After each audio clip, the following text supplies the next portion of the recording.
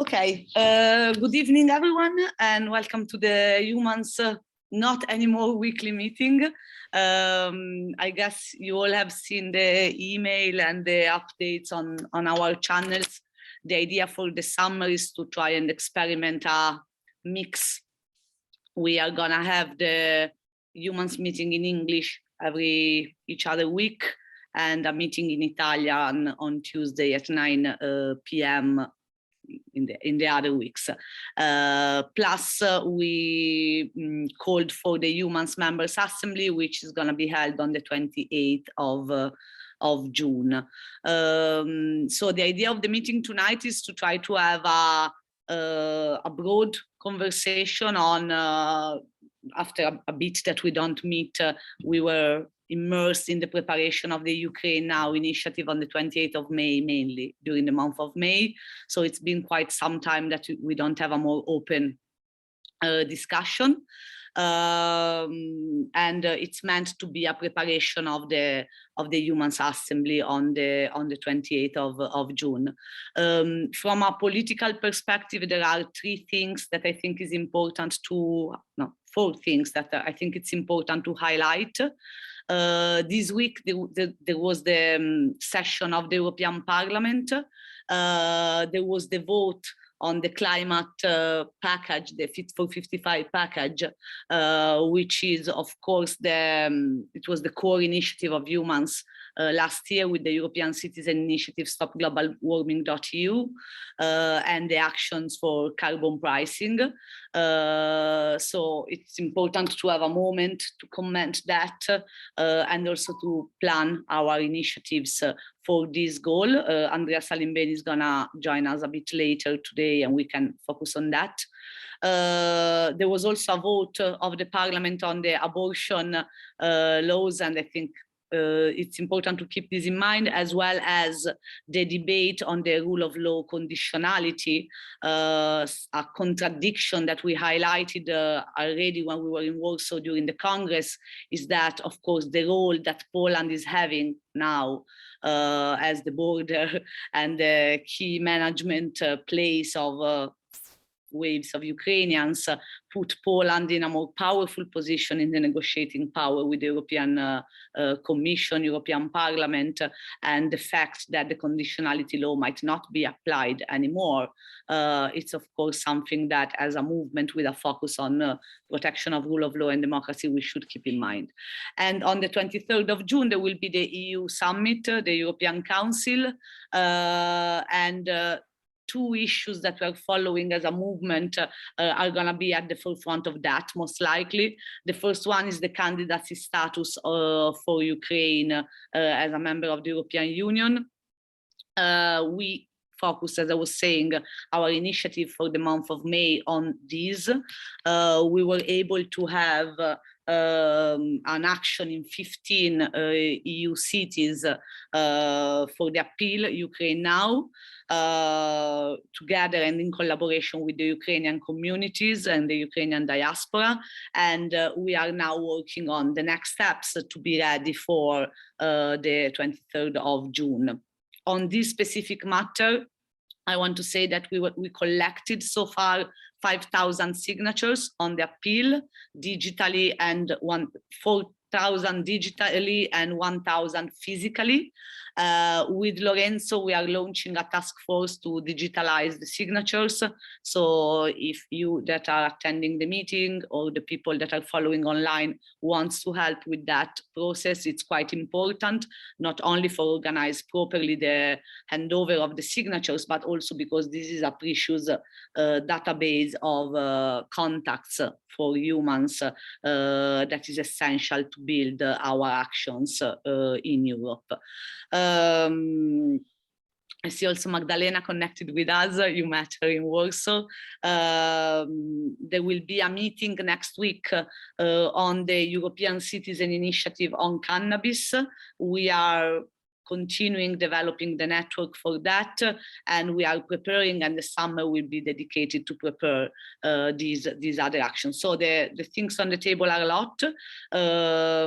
Sorry, last thing on the EU summit, the other thing that most likely they might decide on is the follow-up of the Conference on the Future of Europe, which might lead to a process for the reform of the treaties or not, but an essential point is the role of citizens and the technologies and infrastructure developed through the Conference on the Future of Europe in terms of citizens panels, technological platform. And so again, this is something that is happening before the summer and where we should pay attention to. So a lot of topics. I think the citizens' assemblies and what Eumans can do, which is also part of our motion during the Congress, is important, as well as when Andrea will join us, the follow-up to the climate actions. But we are also with us Stefano Sotgiu, who maybe want to comment particularly on this phase and also direct actions we can do with relation to the sortition-based citizen assemblies. In general, I would keep the debate quite open because, as you have seen from the program, and I'm going to share again the schedule, there is a lot of appointments where the different issues will be discussed in different ways. I don't know if Marco maybe wants to add something for the kickoff, and then maybe Stefano, we can start with you on the citizen assemblies element. Yes, thank you, Virginia. Can you hear me? A bit low? Can you hear me? Yes, better. Thank you very much. Just to comment on your introduction, thank you very much, Virginia, and thanks to all. I think we are gradually getting physical with Eumans. After 2 years of pandemics, the Congress in Warsaw, and then this first time of demonstration and physical presence in more than 13 or how many there were European cities, of course, thanks not to Eumans or Eumans members, but thanks to the Ukrainian community, with the Eumans and Euman members as facilitators in a way, which is in fact exactly our role.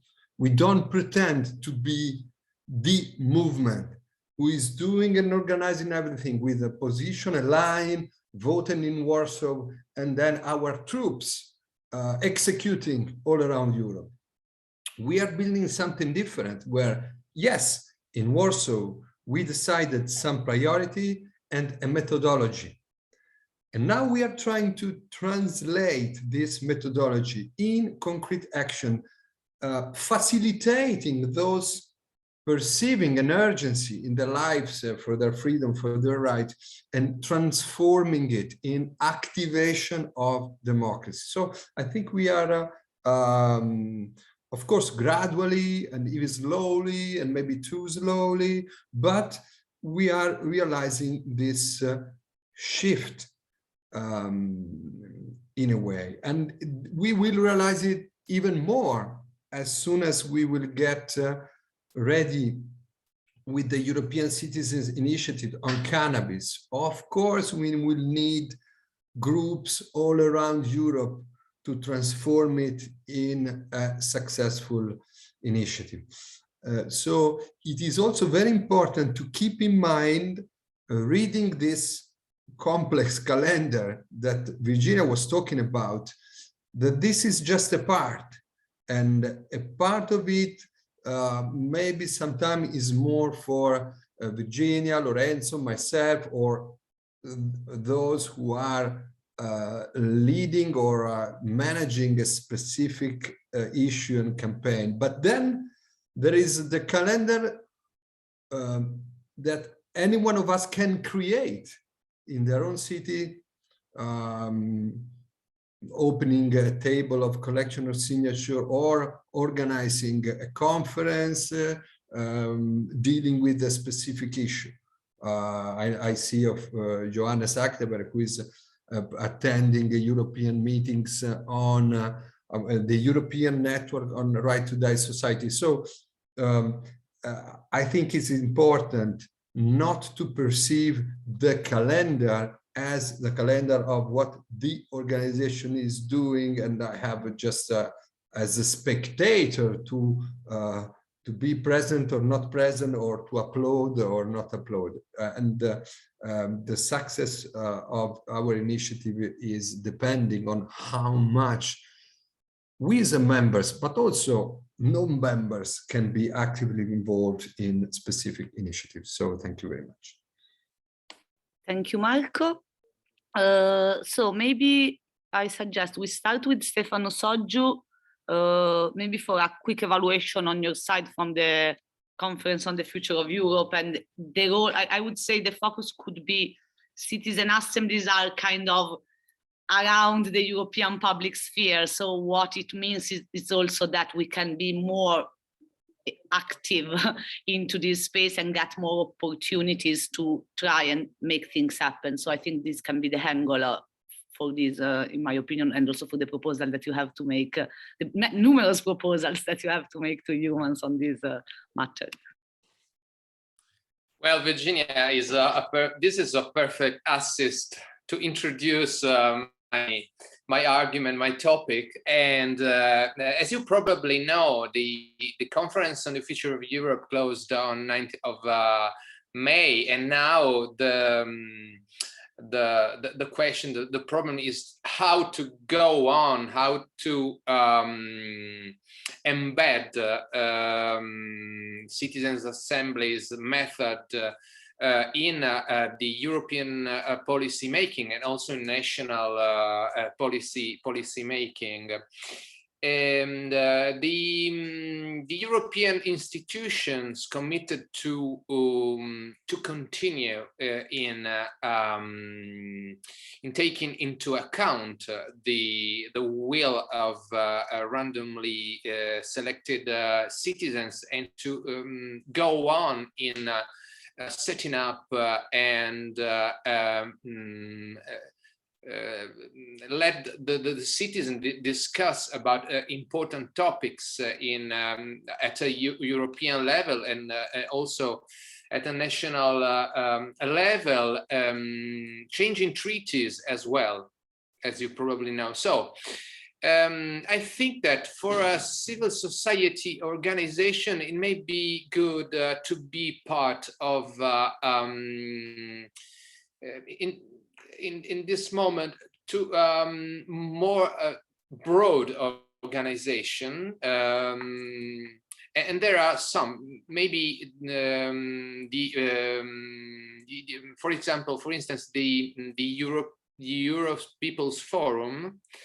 There is a pan-European organization that encompasses the presence of 27 different countries in Europe, and of civil society organizations that have a political role, and also of technical partners in all Europe. So the Europe's People's Forum that we are part of as Prossima Democrazia. I am the president of this new social promotion association that has been formed in Italy in the last months. I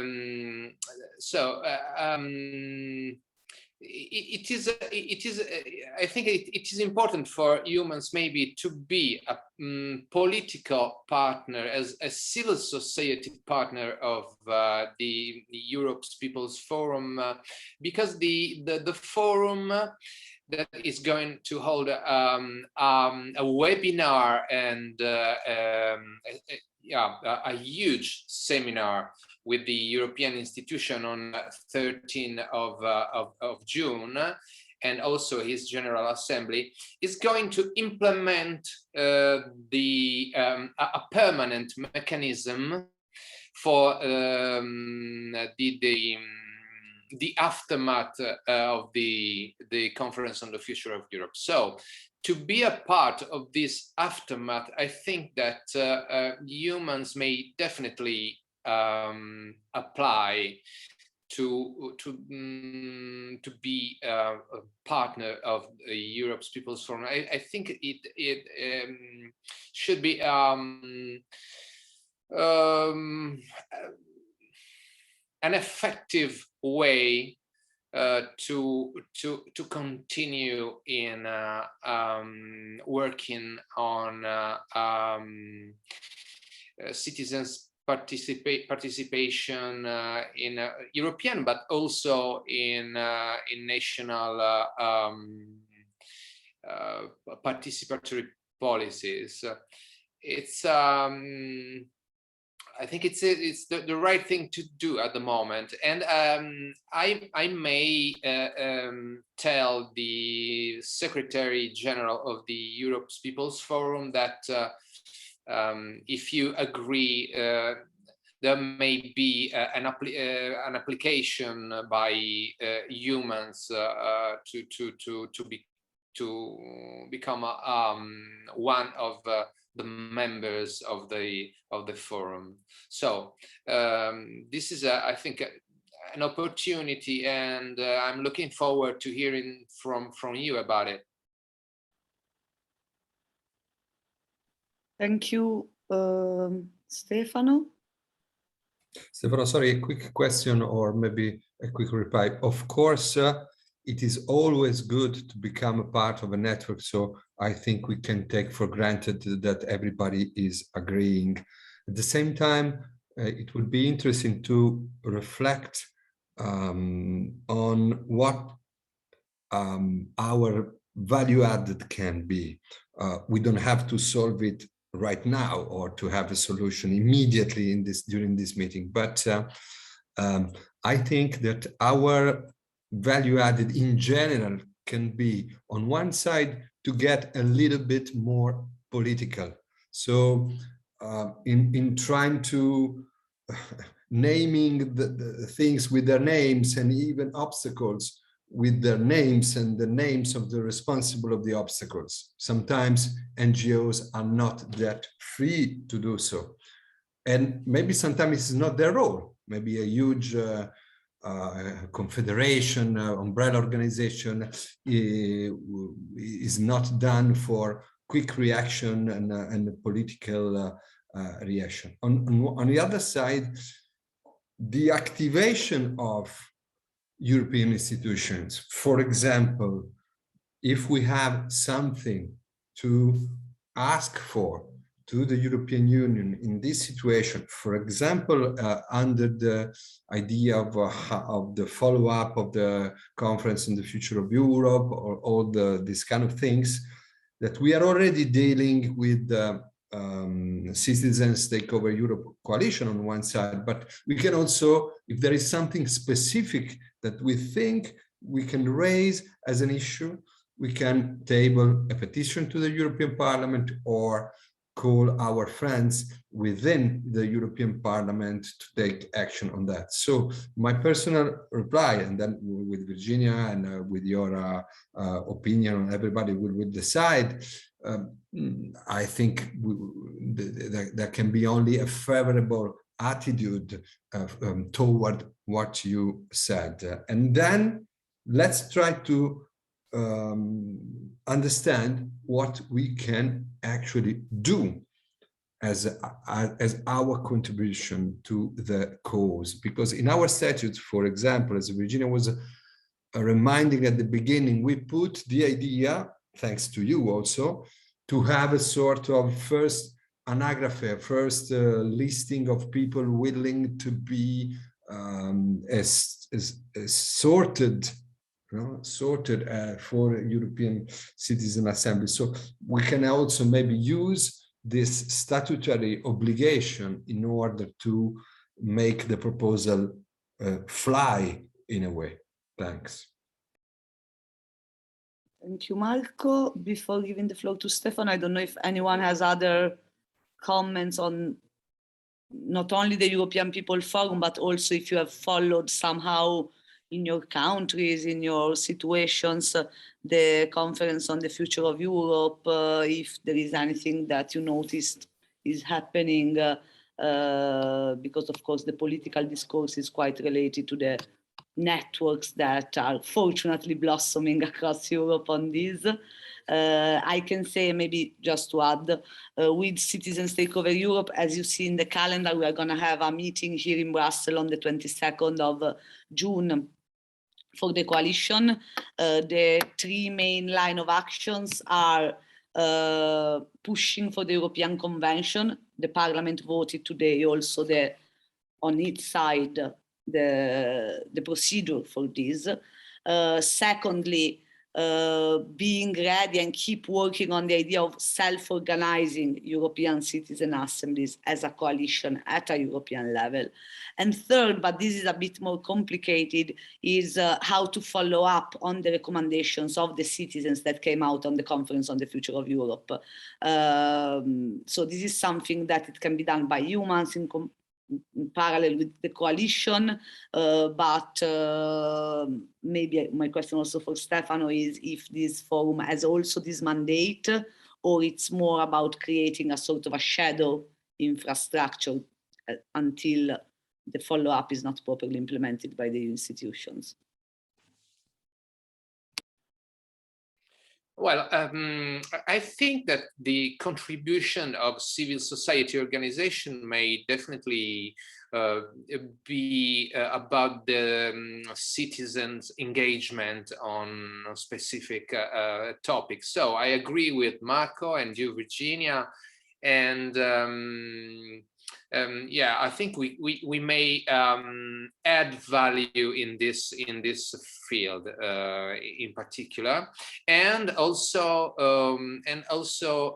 advising the forum on the possibility, on the opportunity to set up a register of citizens willing to be part of citizens assemblies. That I think is a totally new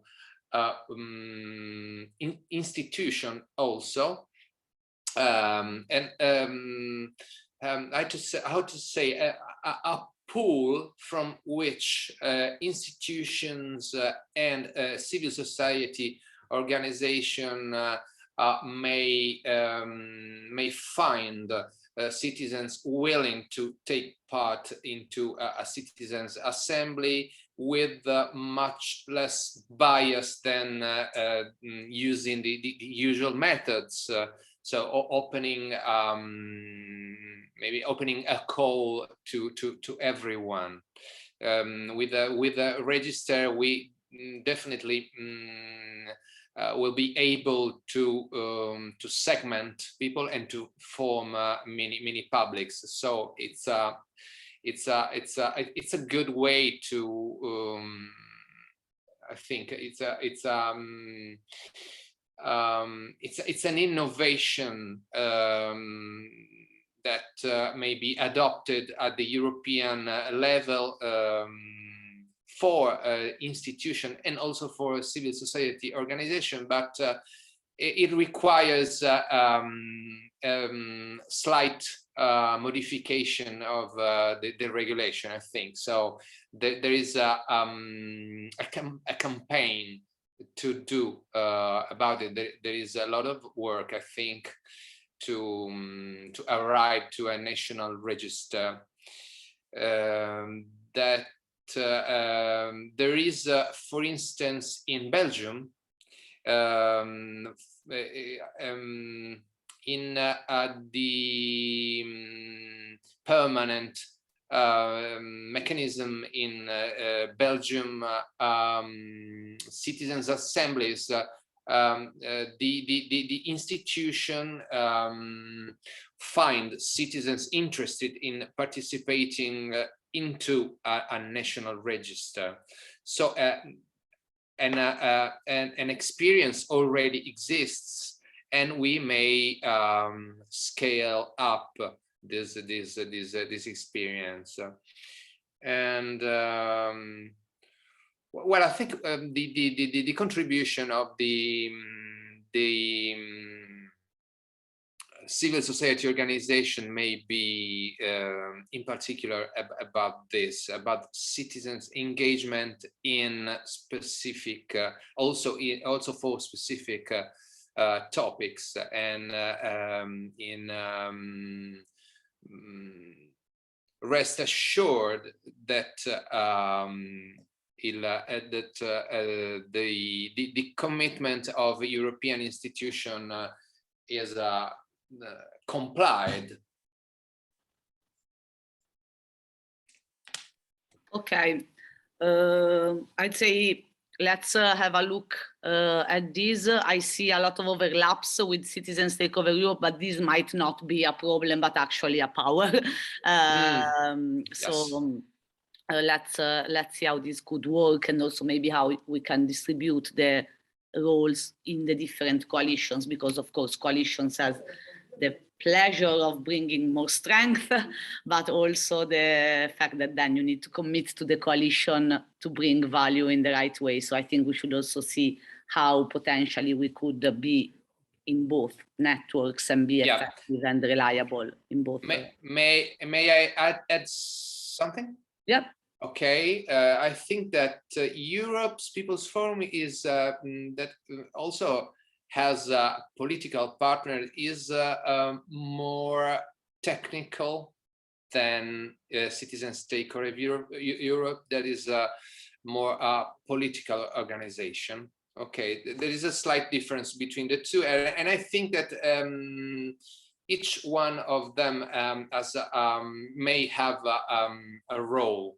Okay, but it's also important to be a part of a technical network that has also political and civil society organization.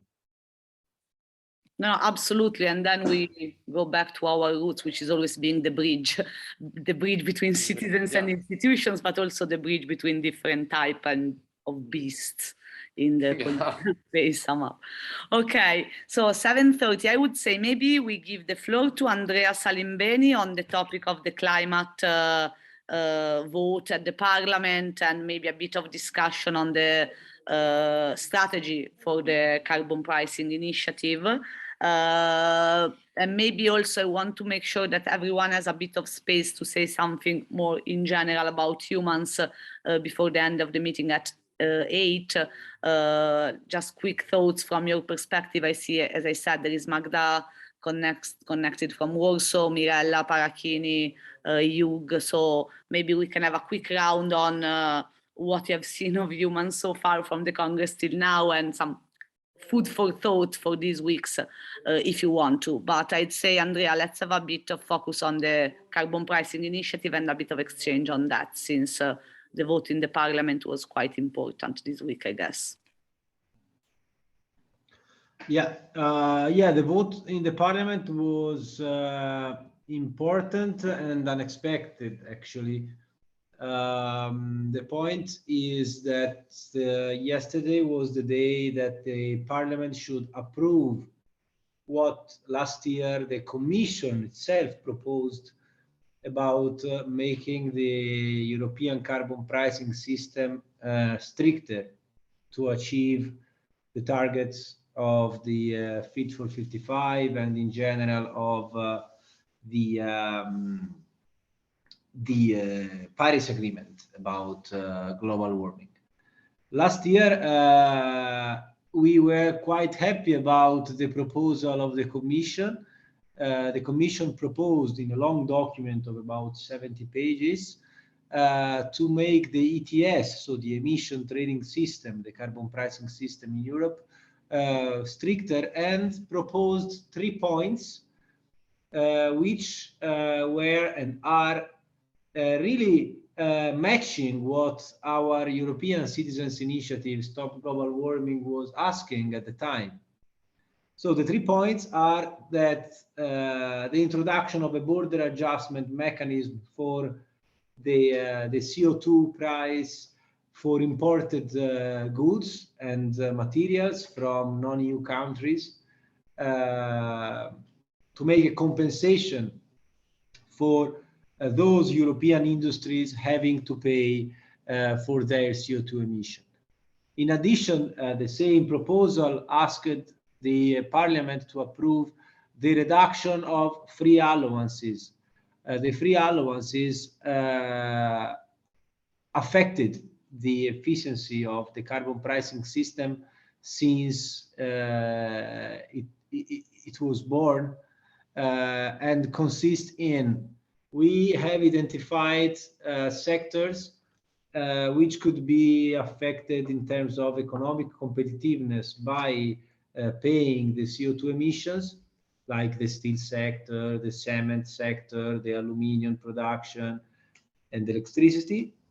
So how we enable the industrial sector to keep their competitiveness against China industries or other countries, we give them free allowances. That means that instead of paying for CO2 emissions, they got free certificates for which they could avoid paying and keep the same economic balance as before.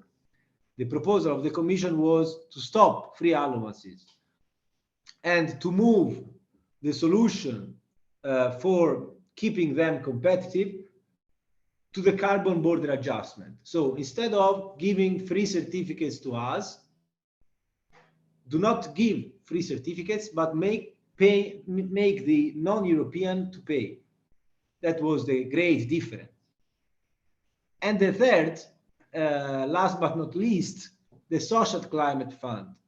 Social Climate Fund aimed to shield poorer households and countries from the increasing cost of energy, and it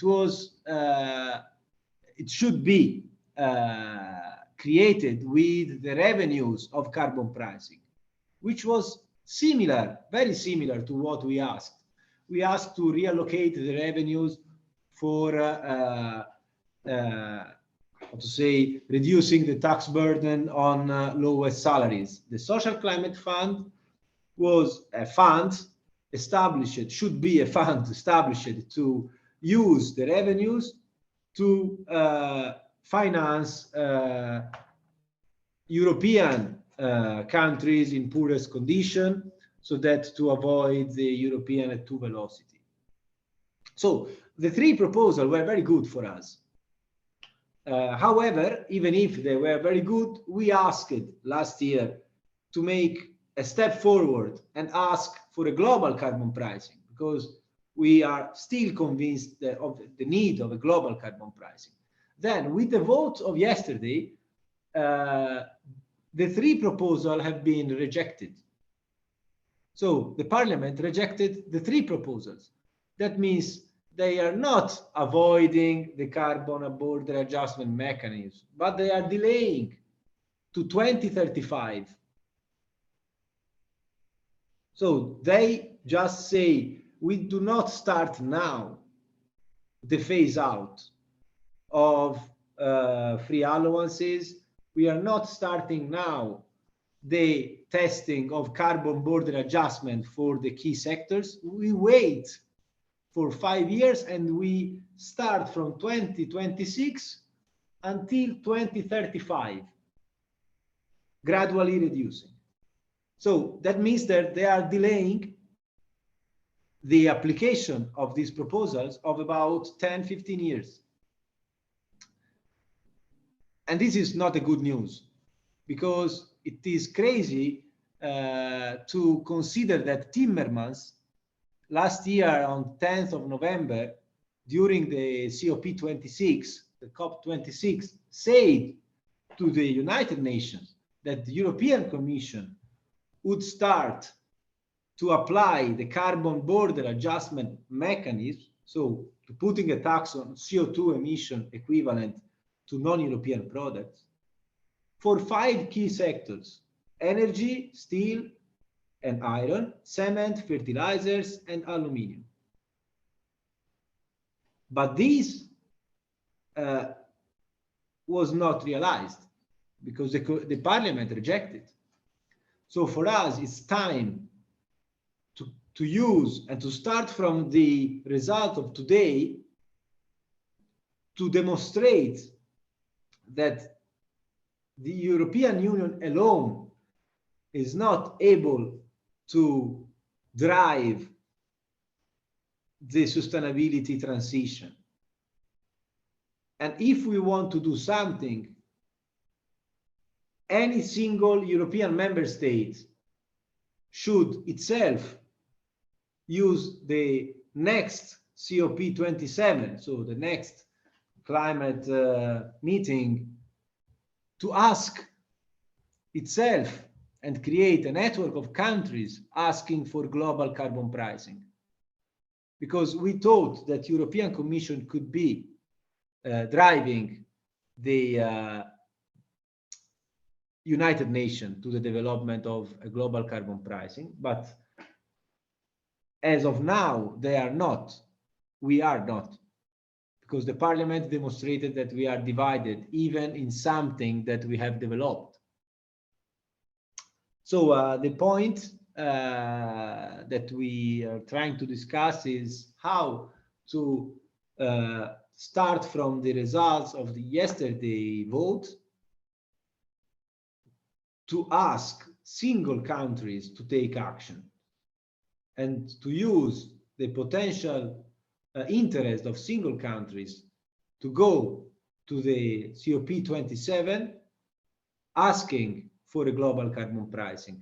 I think this can be an occasion for us because it demonstrates that we cannot wait 10, 15 years of bureaucracy and of lobbying influence, but we have to take action, and the actions should be taken by single governments. That can be our proposal, and I don't know if we can ask for something else, because so far the situation is the following.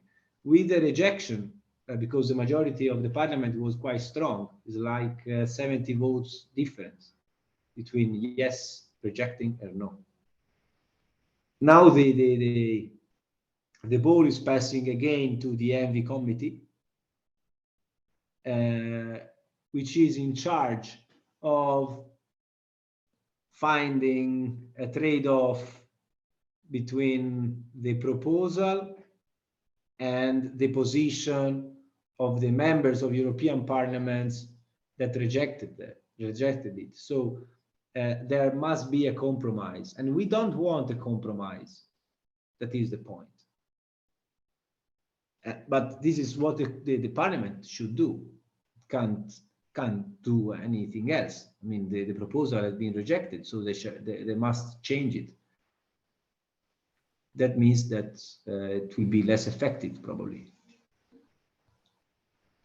Thank you, Andrea. Whilst opening the floor for a bit of discussion on this, I think you defined a bit of a strategy.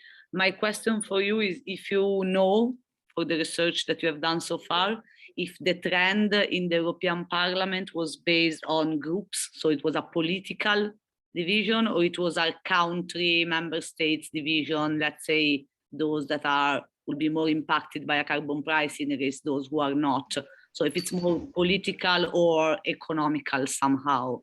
It was very much lobbying. So it was really evident that it was a lobbying activity, because 2 years before, on the 6th, there is an article on Reuters about that, where all the lobbying proposals have been presented, because the association published their position papers. The position was taken by the center-right parties and mainly by popular parties. And yeah, it was quite evident, so nothing secret, I mean.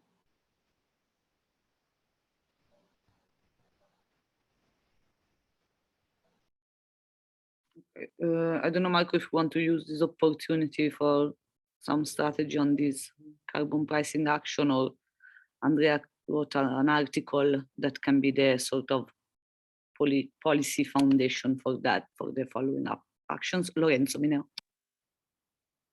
Yeah, thank you, Virginia. I will take this opportunity of having the floor for an appeal for every activist to help in each initiative that you prefer. For instance, the initiatives that Andrea was mentioning regarding bringing our request of carbon pricing in the next COP27 could need a help, logistical and strategic help. We already had a proposal from one of our activists, Asia Macilli, who would like to support Andrea in his action, and could be great to have a little group on this. And in general, I think, even if it's a bit out of topic in respect of the issues we are discussing today, we have some instruments in our statute that could help enforce the engagement from activists in our movement. One of these instruments is the Human Citizen Assembly. So it's good to restart talking about participatory tools and have Stefano with us. I think the next Humans Assembly would be an opportunity to deepen this issue and see more in details how we can concretely realize this kind of citizen assembly. And another tool that we approved in our statute in Warsaw are Eumans group. So I would like to take this opportunity also to suggest and discuss with you all if we can do something about encouraging the birth of Eumans group. I remember to everyone the rules on these. We need to be 5 Eumans members to constitute a Eumans group that can be thematic or territorial. And I think, for instance, I will take the example of Naples. After the mobilization of Ukraine now, there is a good dynamic to start having a human group. I think a good driver for us could be to try to have European citizens as founders of the group, in order to give, I mean, not only Italy, in the case of Italy, European in that sense, European citizens as founders and members of the group. I don't know if there are other cities that could be interested in doing that. Maybe the mobilization Ukraine now could have encouraged a good dynamic. So this is just a suggestion if we want to. I see some people like Miriam connected for Rome, or Paolo Stringham from Turin.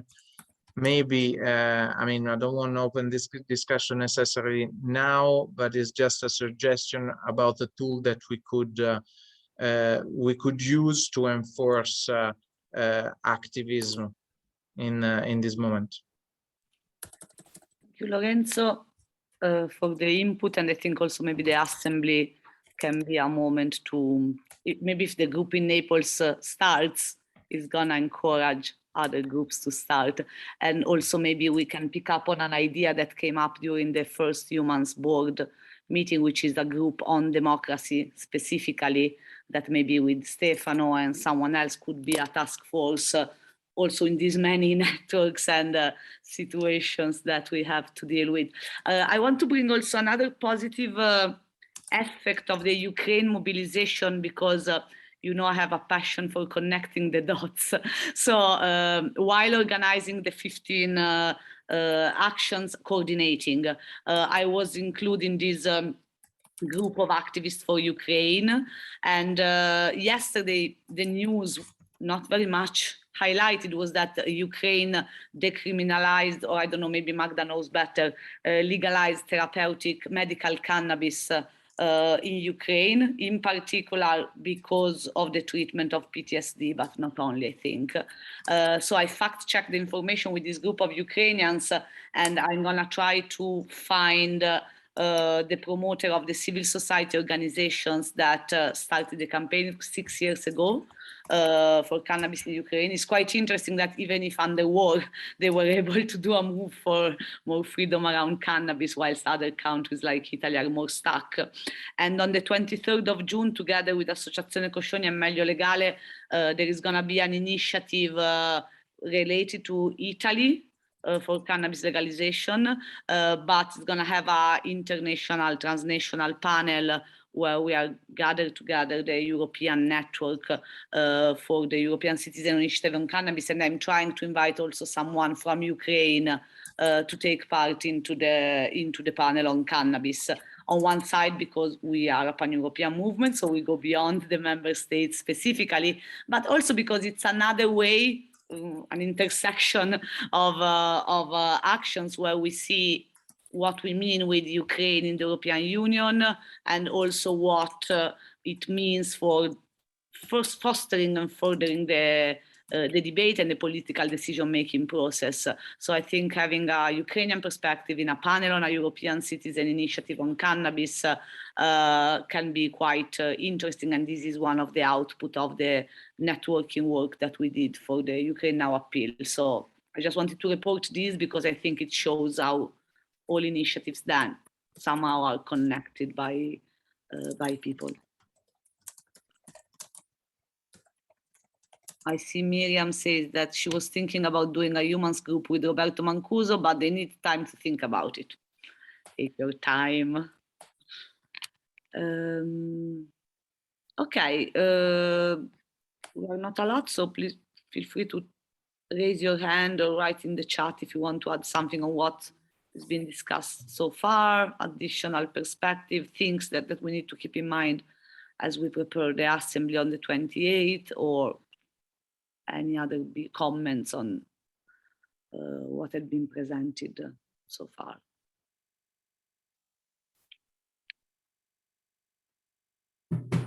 Magda. Sorry. Okay. Someone wanted to speak. You can be the first one. I'm still Go, checking. Marta. Go, Marta. just very quickly, because I don't really have too much words of the wisdom to share. I rather join today to catch up with things and check what's happening, because I feel I'm not very up to date or with a number of issues. But so on Ukraine, I do not have any insight, but I'll take a minute or two, because I remember I definitely somewhere in my mailbox I do have some contacts to people who invited me to a conference on cannabis regulation, like around, I don't know, 4 or 5 years ago.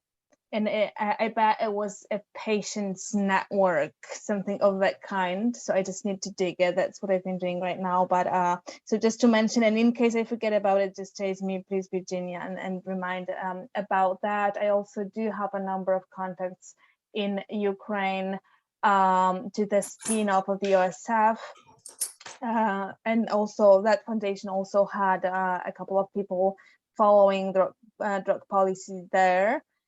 They might not be in the country these days, but I think we can figure out who could be a good speaker if you want to invite anyone.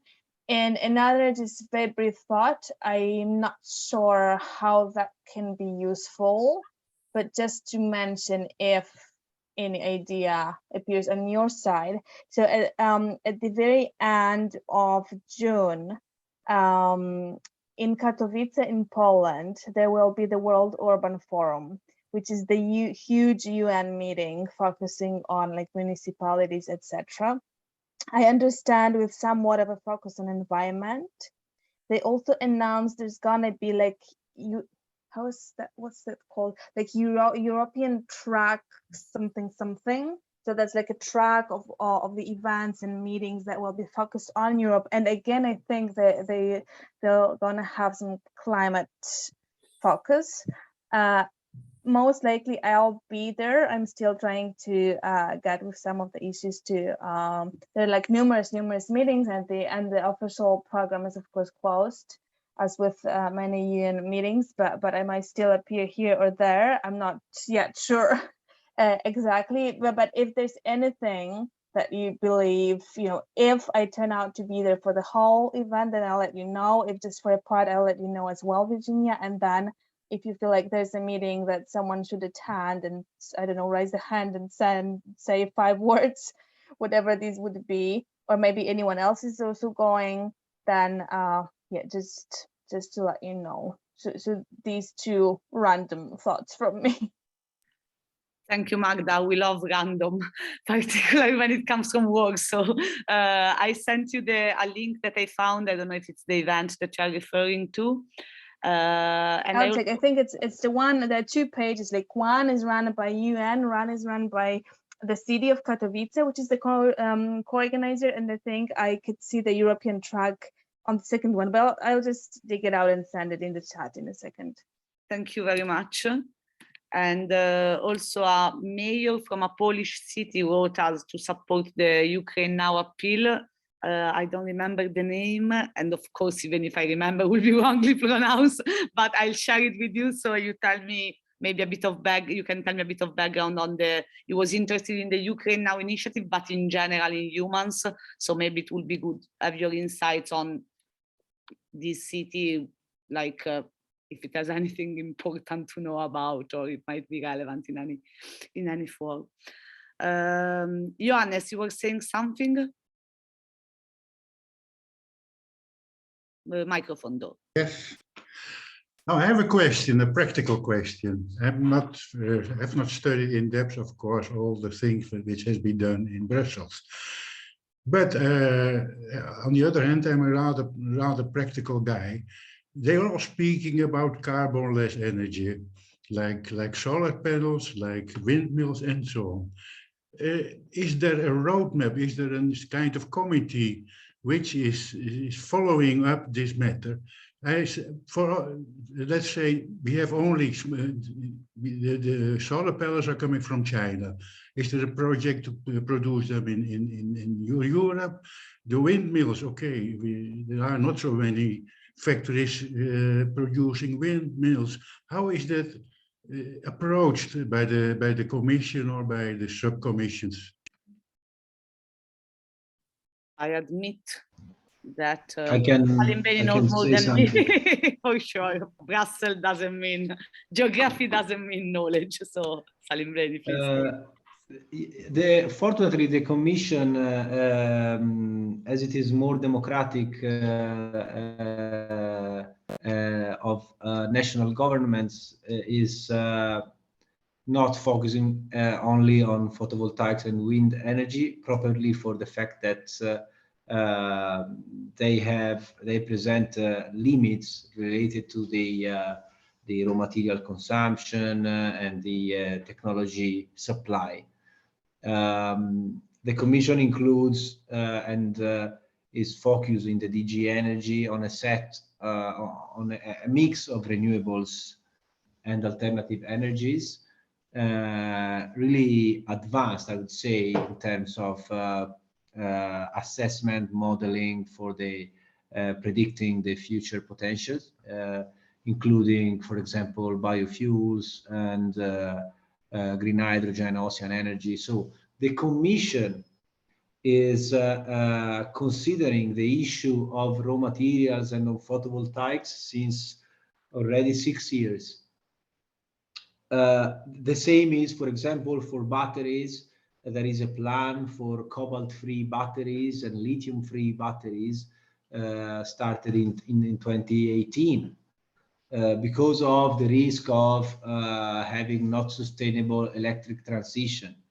So the Commission is doing that. The issue are the national governments, because they have to consider the elections, and they have to simplify the programs, and they count and they speak only about photovoltaic and wind energy, because people know And the difference we see between the Parliament, which rejects the proposal of the Commission.